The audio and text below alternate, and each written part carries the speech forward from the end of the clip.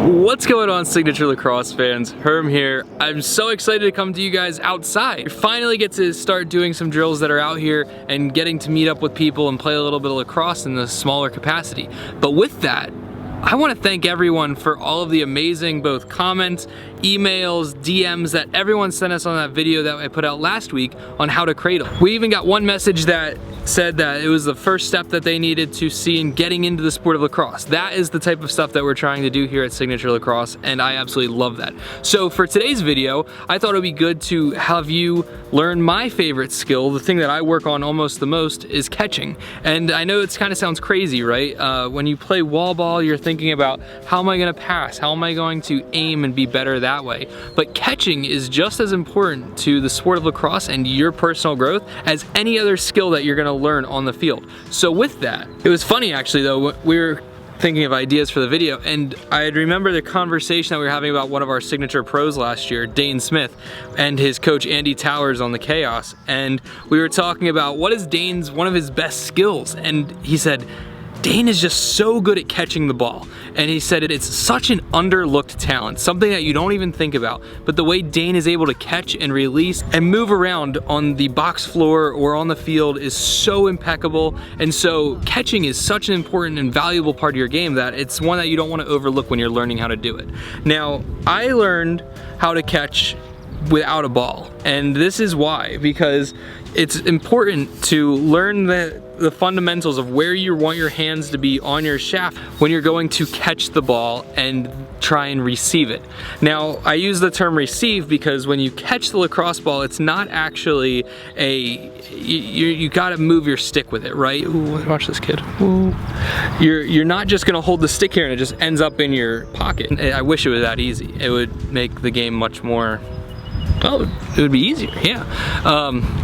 So we use the term receive because when you're getting the ball passed to you, let's say you, the camera, or whoever's watching this video are passing to me, when you pass me the ball, I'm gonna do this with my stick as it's coming in, right? I'm gonna receive the ball because that gives you what we call soft hands, right? You wanna have soft hands with your stick. That gives you the ability to be feathery with it. Feathery, I guess that's a good term. It gives you the ability to maneuver your stick in a much lighter fashion, which will make cradling and receiving the ball much easier in turn. What do we call baseball in the lacrosse community? It's a baseball term. I mean, it's what you were told in T-ball, right? You keep your eye on the ball. Keep your eye on the ball. It's the same thing when you're receiving a lacrosse ball. Keep your eye on the ball. So I like to have my top hand in line with where the ball is coming from, along with the top of my scoop. I aim, so you can over exaggerate this. Let's say you're passing to me and you're right here. I like to put the top of my scoop where the ball is coming from so that I can gradually open my pocket up to the ball coming at me. It gives you more surface area here as it comes in. So without a ball even in your stick, imagine a ball or something, pick an object. Let's say you're doing this inside, pick a picture on the wall. Point your scoop at the top of the picture on the wall and just act like someone's throwing it to you. Just pretend you're receiving a pass from them. You're getting it in like this, and so essentially what it's gonna look like, ball's coming in, your scoop is still pointed down, you're coming back up to receive it right there. So with timing and practice, you will have it down so that the most open your face is on your stick is when the ball is entering it. So it'll be right here, and that's when you're catching it.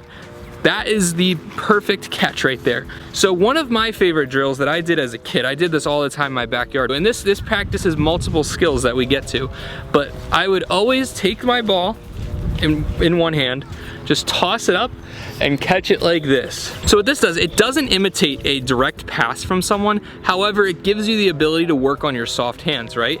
So after I went from graduating from tossing it up to grabbing it like that, I would throw it in my stick, and this works on another skill. I would toss it up with the stick and receive it. Toss it up with the stick and receive it. This gives you the ability to get comfortable with how you are going to receive the ball. And you see, as the ball comes down there, I'm coming down with it as well. Let's go over to the wall. One of the most important things for a young lacrosse player to know is that when you get to the wall, you're gonna struggle, right? You're not gonna catch it every time. You're not gonna be able to throw it in the spot where you want it to land every time. It's inevitable. It's how this whole lacrosse thing happens, right? You have to go through those struggles in the early stages here. But one of the most important things is to keep your chin up and keep your head up high, because catching lacrosse ball is not simple. But one of the things you can work on right here is this basic fundamental, right? It's the receiving. You wanna catch the ball and bring your stick with it. So here, you're feeling most comfortable with. So start with your underhand and just toss it off the wall and receive it like that.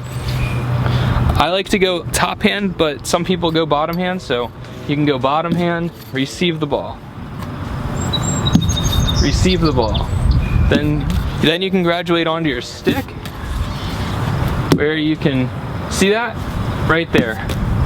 Come back with it. I like to have my scoop in line with that. I like to be able to see the ball actually entering the stick, because with that, I feel like I'm giving myself the greatest opportunity to actually catch the ball, right? We see our teammates often hits off the scoop, hits off the sidewall, because you take your eye off the ball before it gets into your stick. You want to see the ball all the way into your stick as long as you can. It gives you the greatest opportunity to actually receive the ball. Then the ball is literally in your court, or in your stick, but you know, then you have control of the ball, and that's where you have to then make up your decision as to whether you want to pass or dodge, and that's going to be on next week's episode. If you thought today's video was very helpful, make sure to like and subscribe. Make sure you're following us on Instagram at Signature Lacrosse.